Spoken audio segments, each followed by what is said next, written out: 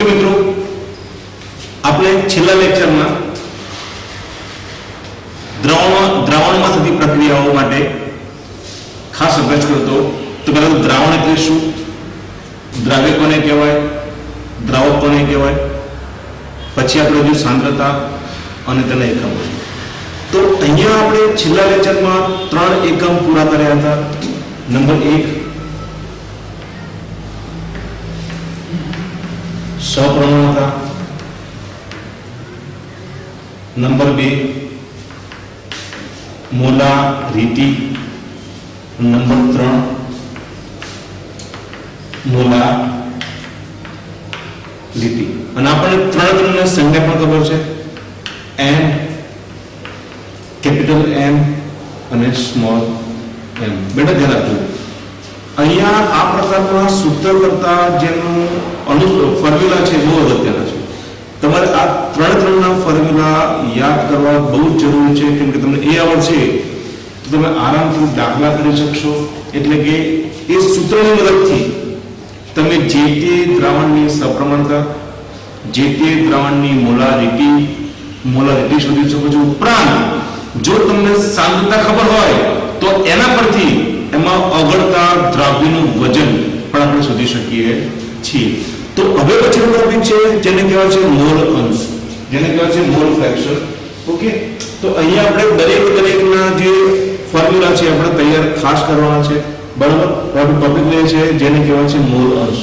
તો મોલ અંશ એટલે શું?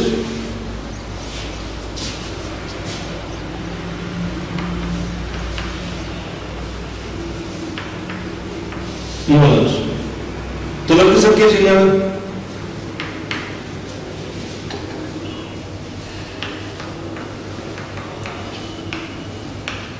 દ્રાવણમાં રહેલા જે તે ઘટકાનું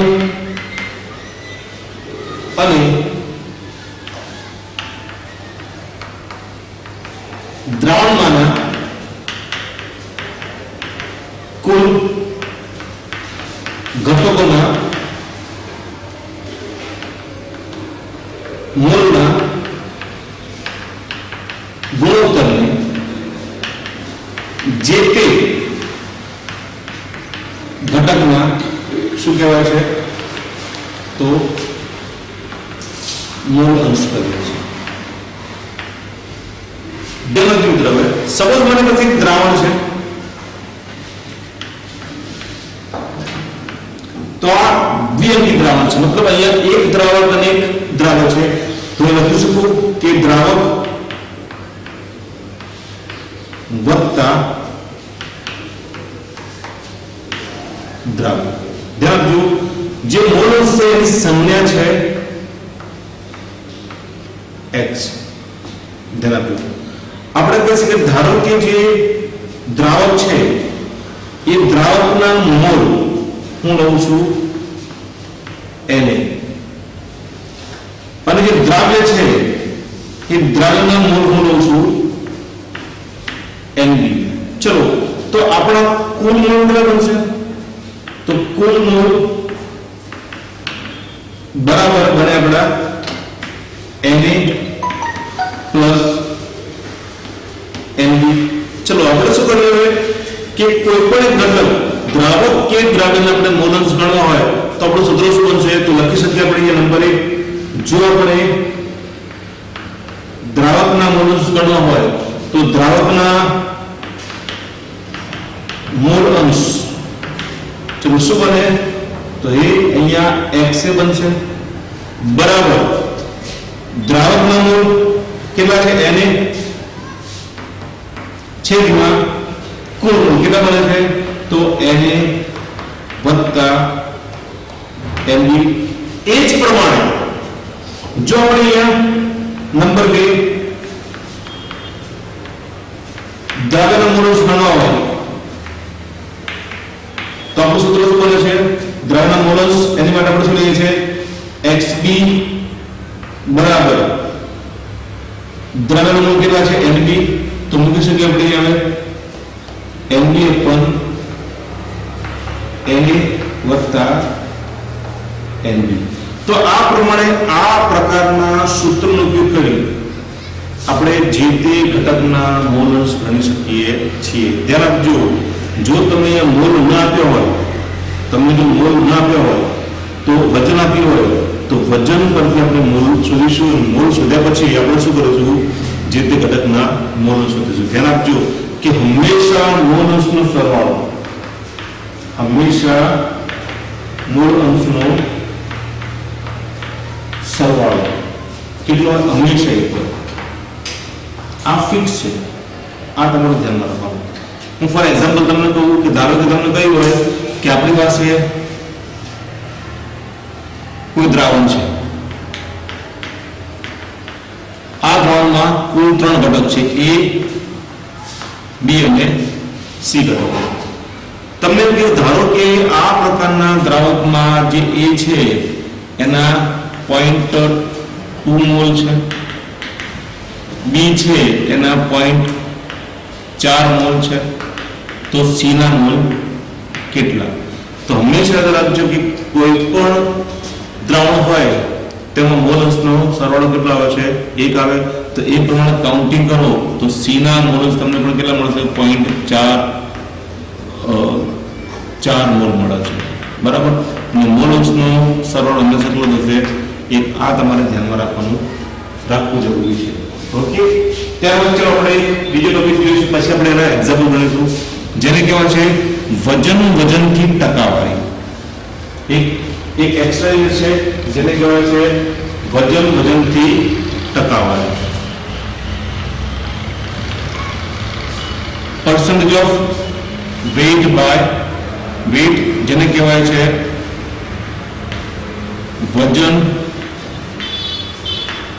વજનથી ટકાવારી. ચલો આપણે સૂત્ર લખીએ કે 100 ગ્રામ દ્રાવણમાં ઓગળેલ દ્રાવ્યના ગ્રામમાં વજનને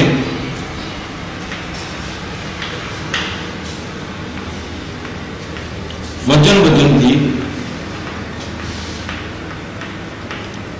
ટકાવારી કહે છે. જો ટકા છે એટલે શું આવશે? 100 આવશે. ચલો આપણે સૂત્ર લખીએ પ્રમાણે, તો percentage of weight by weight બરાબર શું થશે? આવે તો દ્રાવ્યનું વજન ગ્રામના છેદમાં દ્રાવણનું વજન ગ્રામમાં ગુણ્યા શું આવે છે? 100. તો આ પ્રકારે આપણે બંને પ્રકારના સૂત્રનો ઉપયોગ કરી આપણે એના દાખલા ગણી શકીએ છીએ.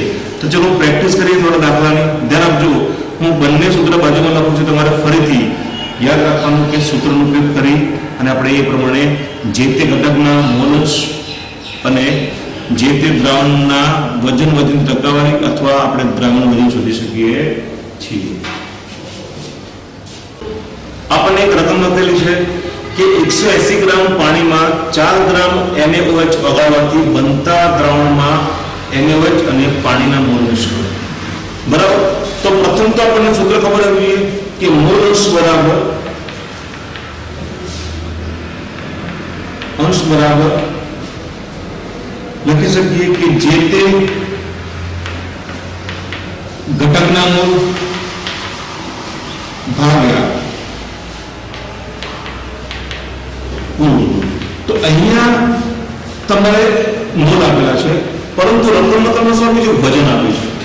આ વજન પાણીનું છે, આ વજન NaOHનું છે. તો પ્રથમ તો આપણે શું કરવું પડે?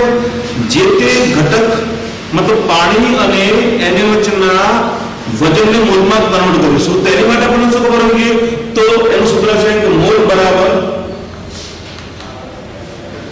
બરાબર જે તે ઘટકનું વજન ભાગ્યા તેનું આણ્વીય દળ તો મૂળ આપણને મળે. ચલો આપણને અહીંયા NaOH છે તો NaOH ના આણ્વિક દળ કેટલું થશે તો આપણને ખબર છે Na નું પરમાણુ દળ 23 છે, ઓક્સિજન નું 16 છે, હાઇડ્રોજન નું 1 છે તો એ પ્રમાણે થશે 40 ગ્રામ પર મોલ. એ જ પ્રમાણે જે H2O છે તો H2O નું આણ્વિક દળ થશે ગણો તો 18 ગ્રામ પર મોલ. ચલો આપણે એની ગણતરી કરીએ પ્રમાણે પહેલા સુધી આપણે પાણીના અણુ શોધીએ તો પાણીના મોલ બરાબર એનું વજન ભાગ્યા આણ્વિક દળ. ચલો વજન તમને કેટલું આપ્યું છે અહીંયા આવે 180 તો લખી દો અહીંયા આવે 180 ભાગ્યા 18. ચલો કેટલા મળે તમને અહીંયા આવે 10 મોલ મળશે. એ જ પ્રકારે ચલો આપણે શોધીએ છીએ NaOH ના મોલ. ચલો કેટલા આવશે તો વજન તમને આપી 4 ગ્રામ તો 4 ભાગ્યા 40 બરાબર તમને શું મળે છે 0.1 મોલ. ચલો એ પ્રમાણે જોઈએ તમારો કુલ મોલ કેટલા આવશે તો કુલ મોલ બરાબર 10 વત્તા 0.1 બરાબર 10.1 તમારા શું થશે કુલ મોલ થાય. તો આપણે અહીંયા ઈઝીલી ગણતરી કરી શકીએ છીએ. હવે આપણે અહીંયા સિમ્પલ તો જે પ્રમાણે દરેકના મોલ ખબર છે તો આપણું સૂત્ર છે તો સૂત્ર મૂકીએ તો એ પ્રમાણે તમને શું મળશે તેના મોલ્સ મળશે. ચલો પ્રથમ આપણે જોઈએ શોધીએ છીએ કોના તો H2O ના મોલ્સ ગણીએ છીએ તો H2O ના મોલ્સ ગણવા માટે આપણે સૂત્ર મૂકીશું કે H2O ના મોલ H2O ના મોલ અંશ બરાબર શું થશે હવે તો H2O ના મોલ છેદમાં કુલ મોલ. ચલો આપણે અહીંયા H2O નો મોલ કેટલા મળે H2O નો મોલ આપણને 10 છે અને કુલ મોલ કેટલા છે 10.1 છે તો એ પ્રમાણે મૂલ્ય મૂકીએ તો 10 છેદમાં 10.1 તો આપણો આન્સર આવશે 0.99 આન્સર આપણો આવશે. એ જ પ્રકાર આપણે શું શોધીએ તો NaOH ના મોલ શોધીએ NaOH ના મોલ શોધીએ તો એ જ પ્રકાર શું થશે હવે તો NaOH ના મોલ ભાગ્યા શું થશે હવે છેદમાં કુલ મોલ. ચલો મૂલ્ય મૂકીએ NaOH મોલ આપણે કેટલા મળ્યા હતા 0.1 તો 0.1 છેદમાં 10.1 છે. ચલો આની ગણતરી કરો તો લગભગ તમને મૂલ્ય હું આગળ નથી લખતો પણ લગભગ મૂલ્ય તમને 0.0099 આગળ એક મળે છે. ચલો આપણે બંનેનો સરવાળો કરીએ તો કુલ મોલ અંશ બરાબર 0.99 વત્તા 0.0099 મતલબ આપણો જવાબ શું આવશે 0.9999 એટલે કે શું આવે 1.0. તો આ પ્રમાણે હંમેશા મોલ અંશનો સરવાળો કેટલો આવે છે 1 આવે છે. આ જ પ્રમાણે તમારે ઘણા બધા દાખલા કરવાના છે એની પ્રેક્ટિસ કરવાની છે. ચલો આપણે એક બીજું સૂત્ર તારીખ કરીએ તો આપણે વજનની ટકાવારી આપણે એક એક્ઝામ્પલ જોઈએ અને પ્રેક્ટિસ માટે હું તમને પીડીએફ મોકલીશ. ઓકે તો મેં એક એક્ઝામ્પલ બીજો મૂક્યો છે કે 500 ગ્રામ દ્રાવણમાં કેટલા ગ્રામ NaOH ઓગાળતા 5% વેટ બાય વેટ સાંદ્રતા ધરાવતું દ્રાવણ મળશે. તો આપણને સૂત્ર ખબર છે કે percentage of weight by weight બરાબર શું થશે તો દ્રાવ્યનું વજન ગ્રામમાં છેદમાં દ્રાવણનું વજન ગ્રામમાં ગુણ્યા 100. તો મિત્રો ધ્યાન રાખજો આવે કે આ પ્રકારના એક્ઝામ્પલમાં તમને કયા કયા મૂલ્ય આપેલા છે. તો અહીંયા આપણે જો કેટલા ગ્રામ NH ની જરૂર પડે, મતલબ આપણે અહીંયા દ્રાવ્યનું વજન શોધવાનું છે તો લખી શકીએ અહીંયા આવે કે દ્રાવ્યનું વજન આપણે શોધવાનું છે. ચલો તમને દ્રાવણ વજન આપેલું છે તો દ્રાવણનું વજન આપેલું છે કેટલું તમને 500 ગ્રામ છે. ઓકે, તમને percentage of weight by weight આવે છે કેટલા છે 5%. ચલો દરેક મૂલ્ય આપણે આ પ્રકારના સૂત્ર મૂકીએ તો 5 બરાબર ઊંચું કરી આવે દ્રાવ્યનું વજન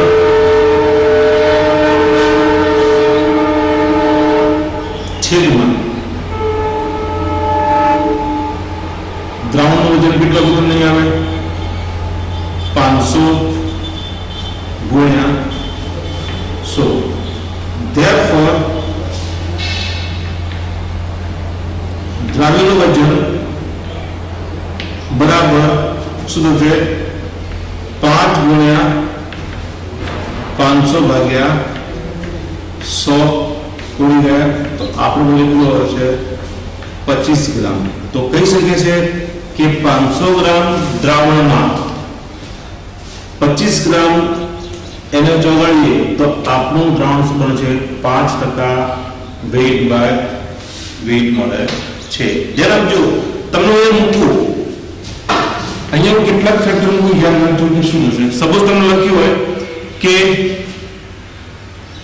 10% વેઇટ બાય વેઇટ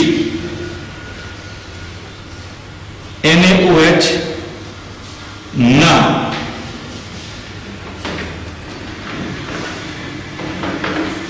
દ્રાવણની મોલાલિટી તથા NaOH ના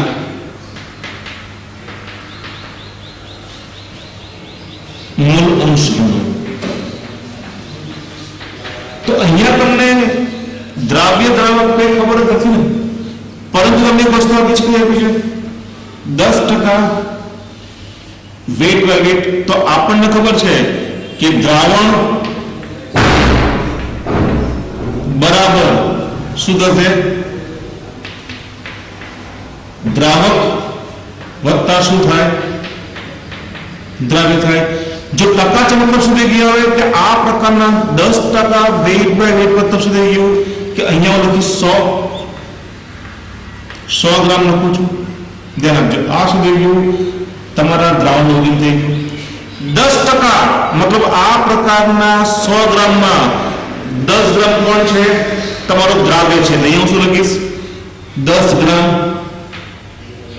કોણ થઈ ગયું તમારો દ્રાવ્ય. બાકી શું વધ્યું તો 90 ગ્રામ તમારું શું બને છે હવે 90 ગ્રામ તમારું શું બને આવે દ્રાવક બને છે. ધ્યાન આપજો તો આપણને અહીંયા શું મળી ગયું દ્રાવકનું વજન મળી ગયું દ્રાવ્યનું વજન મળી ગયું. જે NH છે એનો અનુપાત ખબર છે તો આપણે એના પરથી આપણે મોલાલિટી શોધી શકીએ. તો શું સૂત્ર બને તો મોલાલિટી બરાબર શું થશે 1000 ગુણ્યા દ્રાવ્યનું વજન ગ્રામમાં છેદમાં શું આવશે દ્રાવણનું આણ્વીય ગુણ્યા દ્રાવકનું વજન આવશે. શું આવશે દ્રાવકનું વજન. ચલો આપણને દરેક મૂલ્ય ખબર છે તો 1000 ગુણ્યા દ્રાવ્યનું વજન શું છે 10 છેદમાં દ્રાવ્ય કોણ છે NH છે એનું આણ્વિક ખબર છે આપણને કઈ રીતે આવશે તો NaOH લઈએ તો Na નો પરમાણુ ભાગ 23 ઓક્સિજનનો 16 હાઇડ્રોજનનો 1 તો કિલોગ્રામ 40 ગ્રામ પર મોલ થાય છે. તો મૂલ્ય મૂકી દઈએ તો 40 ગુણ્યા 90. चलो આપણે ઉડાડીએ તો ઉડી ગયા તો લગભગ તમારું છે 100 ભાગ્યા શું આવે છે 36. ચલો કરો કેલ્ક્યુલેશન એ પ્રમાણે. તો તમારા આન્સર કેટલો આવવો જોઈએ?